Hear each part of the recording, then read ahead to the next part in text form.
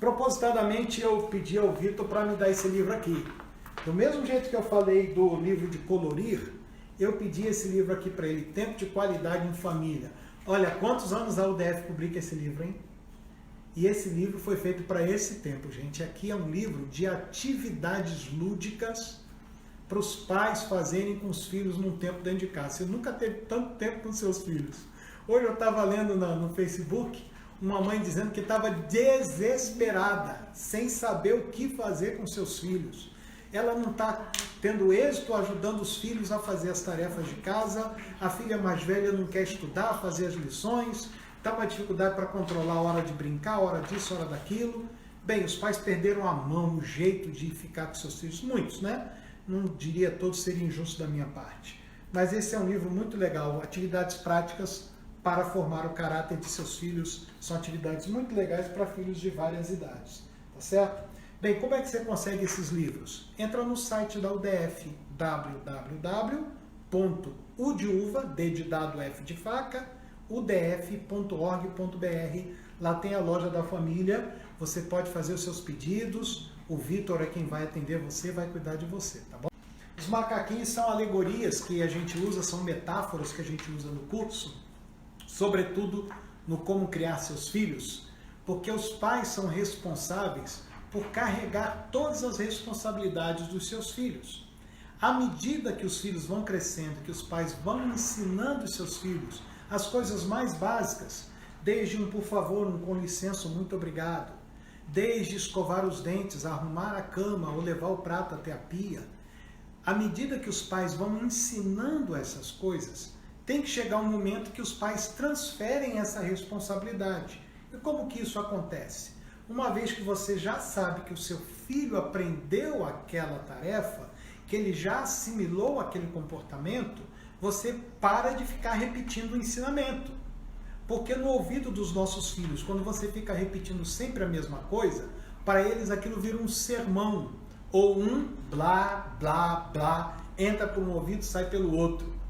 Então, quando você treina o seu filho naquela habilidade, depois de um tempo você senta com ele, pergunta para ele, filho, toda vez que você está num lugar que você quer passar por alguém, o que é que você fala? Com licença. Toda vez que você pede alguma coisa para alguém, como é que você tem que pedir? Por favor. E quando a pessoa te dá, o que você fala? Obrigado. Se o seu filho já aprendeu a lição, tudo que você vai dizer para ele a partir de hoje, papai e mamãe não vão mais lembrar essas coisas a você, porque essa responsabilidade agora é sua, não é mais nossa. Você já aprendeu, parabéns, meu filho. É nisso que o curso a gente diz, o macaco que estava sobre os ombros do pai e da mãe, nesse momento passa a ser o macaquinho da criança, porque ela agora é responsável pelaquela tarefa, por aquela atividade que os pais ensinaram durante tanto tempo. Vocês sabem que eu tenho falado sobre isso. Percebam nas empresas ou em algumas áreas de serviço que o patrão diz assim, se eu não estiver aqui para dar tarefa, o meu funcionário não trabalha. Se eu não estiver aqui para mandar, os caras ficam sentados esperando eu dar ordem. Vocês sabem por que é assim? Porque eles ainda precisam de alguém que carregue o macaco deles. Tem muitas pessoas adultas que não prosperam na vida profissional porque estão como crianças, esperando alguém que carregue o macaco por elas e elas não assumem a responsabilidade sobre suas próprias vidas. Se a gente começar cedinho com os nossos filhos, tenho certeza, o seu filho vai ser aquele funcionário que todo patrão gostaria de ter. Ele vai ser aquele prestador de serviços que todo contratante gostaria de ter. Nós reclamamos das pessoas porque elas não assumem as suas responsabilidades. A gente pode começar isso desde cedo. Espero que tenha ajudado, Pablo. O quanto os temperamentos influenciam na comunicação? Influenciam muito. Influenciam muito. Os temperamentos eles têm muito peso na comunicação, porém não podem ser usados como álibi para os nossos erros na comunicação. Então, deixa eu me pegar um exemplo. Se a gente tem uma criança que é tímida e ela você chega com aquela criança e ela você está perto do tio, da tia, do vovô, da vovó e você diz, toma a benção. Ou alguém dá alguma coisa para o seu filho que é tímido e você diz, agradece, a criança se encolhe todinha e você diz para as pessoas assim, ele é assim mesmo, ele é tímido. Deixe-me dizer para você, timidez não é álibi para a falta de cortesia. Ou o seu filho é muito cheio de energia, é aquela criança tal que tem muita energia, e aí você diz assim, para que menino? Cumprimenta as pessoas e ele sai correndo, e as pessoas assim, nossa, ele é assim mesmo, ele é cheio de energia. Ser cheio de energia não é álibi para a falta de cortesia ou falta de educação. Então, quando a gente pega os nossos temperamentos, você pode pegar até aquela escala de temperamentos aí do colérico, do sanguíneo, do fleumático, do melancólico, cada um tem uma característica, mas todos nós temos as nossas fraquezas e as nossas forças na área de comunicação e todas elas podem ser desenvolvidas. Não podemos usar o fato de que temos tal temperamento como álibi ou justificativa para termos falhas na comunicação. Nós podemos ter fraquezas a serem corrigidas, mas não podemos usar isso como álibi para os nossos erros de comunicação, tá certo? Como mudar os maus hábitos na comunicação em casa? Grito, sarcasmo, dentre outros. Pergunta da Camila e do Gustavo. Obrigado, Camila e Gustavo. Uma tremenda uma pergunta. Como mudar os maus hábitos na comunicação em casa? Primeiro, se você é adulto, se você é uma pessoa que tem consciência, lembra que eu falei que essa é uma das áreas contra as quais eu luto muito? Quando a gente é adulto e que tem consciência de que faz uma coisa errada, qual é a primeira coisa que a gente tem que fazer? Se arrepender.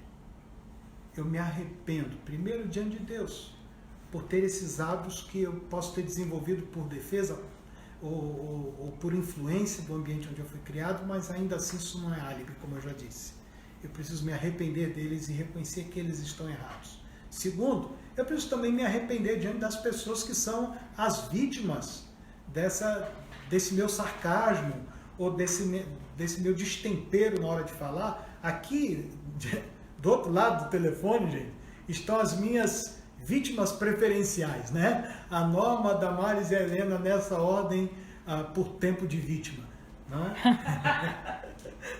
Mas eu não sei mais dizer quantas vezes eu tive que pedir perdão pelos meus destemperos.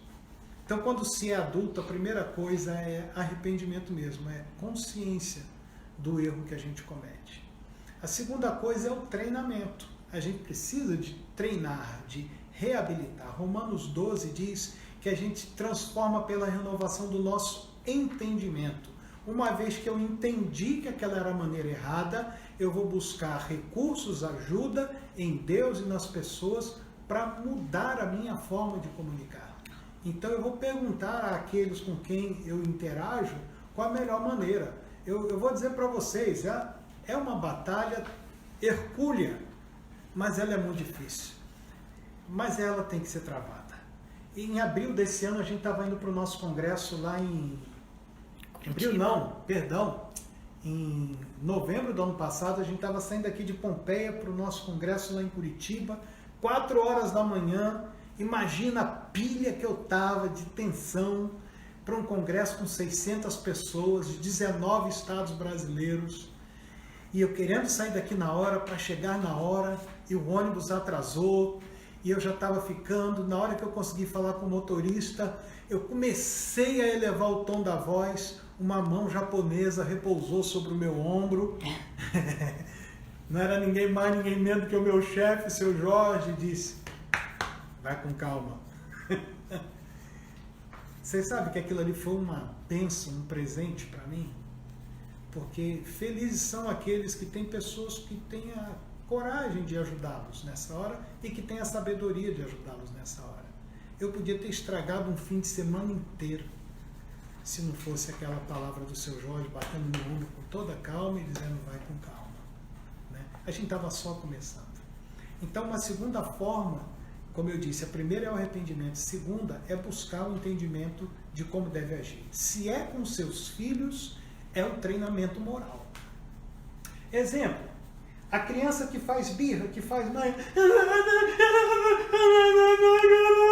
pegou meu brinquedo. Ela faz um monte de som estranho para no final, meu brinquedo.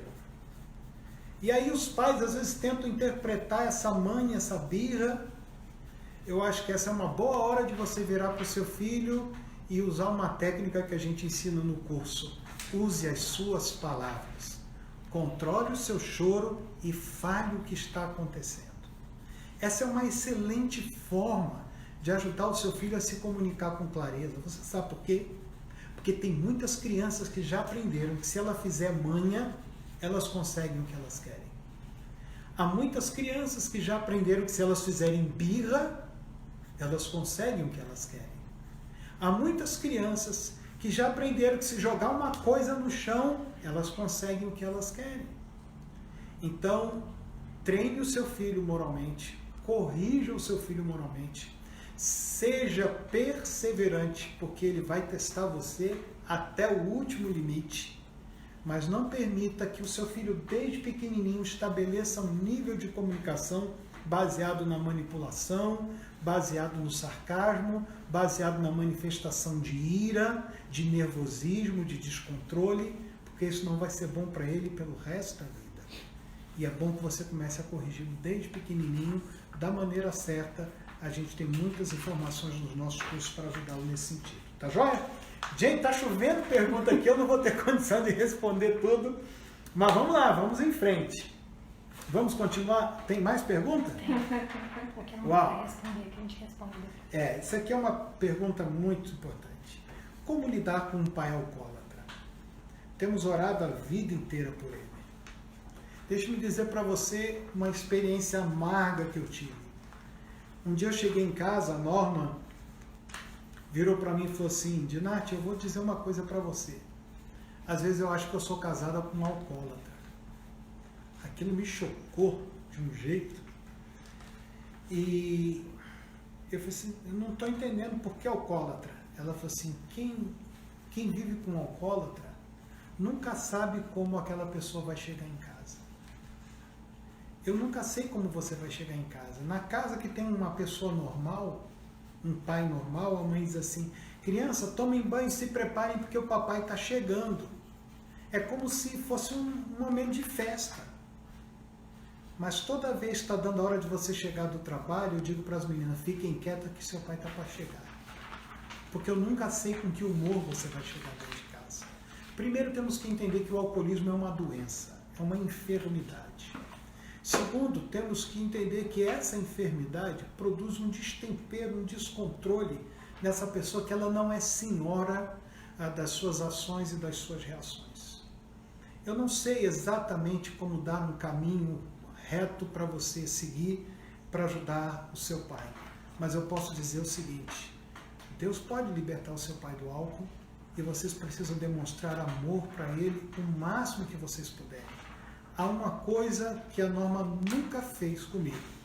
Eu não era alcoólatra da bebida, mas eu era um alcoólatra comportamental. Ela me fez entender que dentro de casa eu não podia trazer mais aquele comportamento. Que dentro de casa aquele comportamento prejudicava ela e as minhas filhas, porque elas não tinham prazer na minha chegada, elas tinham medo na minha chegada. Aproveite um momento de sobriedade. Converse com ele e fale do tanto de insegurança, de inquietação que isso gera no coração de vocês. Pelo que eu entendo aqui, você é uma pessoa adulta. Converse com seu pai e diga para ele o quanto de insegurança isso gera em vocês, mas também reafirme para ele que nada disso muda o amor que vocês têm por ele. Pelo contrário, por amar é que vocês têm vivido esse tempo todo, pedido a Deus e que você está tendo essa conversa com ele. Aproveite o momento de sobriedade, ponha no carro se você tem, leve ele para dar uma saída, senta num lugar não conflituoso, num lugar legal e tenha esse papo abrindo seu coração para ele. Tá joia? É o que eu poderia falar com você. Se possível, procure ajuda clínica. Há profissionais que podem ajudar o seu pai com medicamentos, com terapias, e isso vai ser muito bom para ele também. Tá legal? Muito bem. Tem uma aqui que eu vou aproveitar para falar dos nossos cursos respondendo essa pergunta. Na minha cidade não tem curso da UDF, conseguimos fazer curso online? Uau, Renata, a primeira coisa que eu preciso fazer é pedir perdão pela nossa falha de não termos chegado até na sua cidade. Segunda coisa, aí nas nossas páginas, tanto no Facebook quanto no Instagram. Você tem o nosso telefone, tem e-mail de contato. Entre em contato conosco, diga qual é a sua cidade. Então, logo passar esse tempo de isolamento social, quem sabe a gente promove uma capacitação do nosso currículo de paternidade para levar essas ferramentas aí. Até esse momento, a gente não tem cursos online. O que está acontecendo nesse tempo de isolamento social? Aqueles líderes que já haviam começado os seus grupos, eles continuam tocando esses grupos, dando aulas através das plataformas disponíveis. O Skype, o Zoom, Hangout da Google. O pessoal tem feito todo tipo de esforço para atender as famílias com os nossos cursos. E tem sido bacana. A gente tem recebido cada feedback, cada retorno muito legal. Mas não tendo os cursos, nós temos muitos recursos, viu, Renata? Nós temos muitos livros, nós temos as postagens que são feitas diariamente nas nossas redes sociais, que você pode utilizar como recurso para você praticar dentro de casa, tá legal? Aqui eu estava falando sobre o grito. O que acontece no cérebro da criança quando você grita com ela? Tem isso aqui eu peguei num site chamado Pedagogicamente. Eu gostei muito da abordagem que eles fizeram. Diz o seguinte: o que é um grito?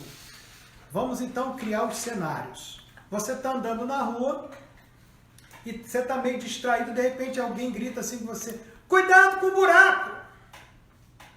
Esse grito, ele é um sinal de alerta, ele vai disparar alguma coisa na sua mente, ele vai disparar alguma coisa no seu organismo. Esse grito, ele transmite um sinal para o seu cérebro de perigo, de insegurança ou de ameaça.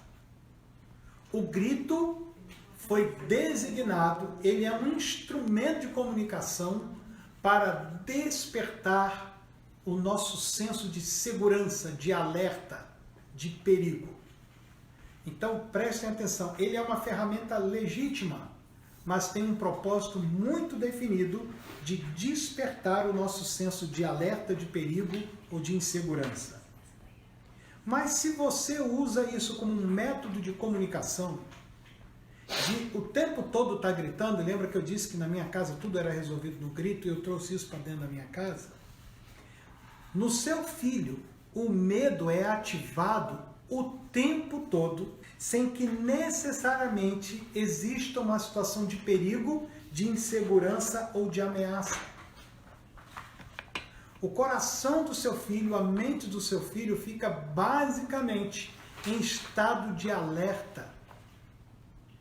Os hormônios desse despertamento, que é a adrenalina e mais uma outra, ele funciona acelerado no corpo do seu filho, de tal forma que ele está sempre nesse estado de alerta, preparado para se esconder, fugir ou reagir.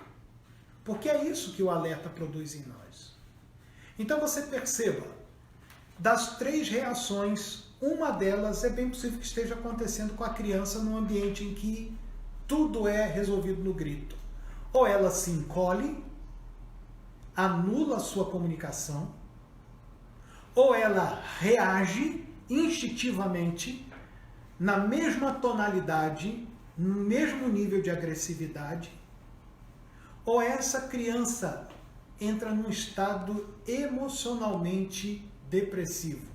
Não estou falando de depressão, é uma criança entristecida, é uma criança cujo coração está o tempo todo amedrontado.